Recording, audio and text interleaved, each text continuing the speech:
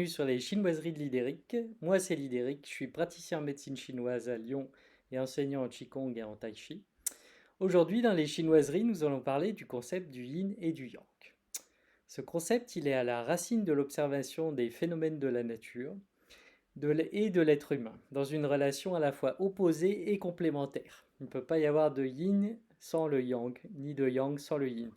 Exemple, si on va au niveau du céleste et de la luminosité, le yang sera plutôt le soleil et le clair, alors que le yin sera plutôt la lune et l'obscur.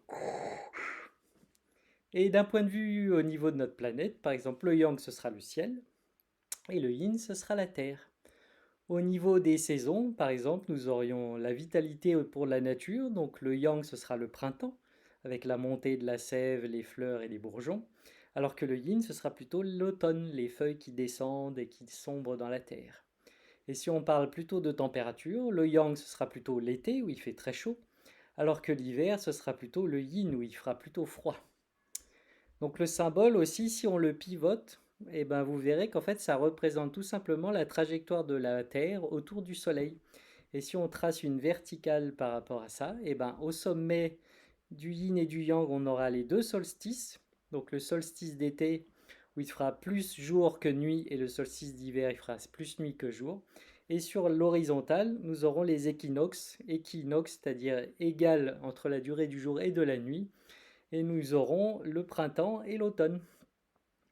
Donc si on reste au niveau d'une journée, par exemple, le yang, ce sera du début du soleil qui se lève jusqu'à midi, alors que le yin, nous irons plutôt de la soirée et toute la nuit.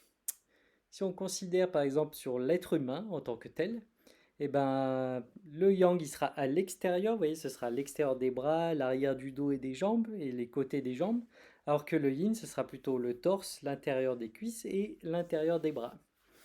D'accord? Ce qui est important quand on parle du yin et du yang, ce sera de savoir dans quel référentiel on se base. Est-ce qu'on parle du ciel? Est-ce qu'on parle de l'être humain?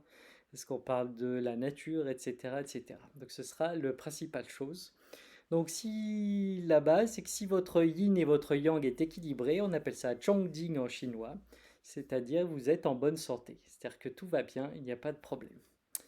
Et maintenant, est-ce que vous êtes plutôt yin ou plutôt yang? Donc le yang, c'est plutôt le mouvement, l'énergie, la chaleur. Le yin, c'est plutôt le calme, la tranquillité. Donc dites-moi dans les commentaires quel type vous êtes.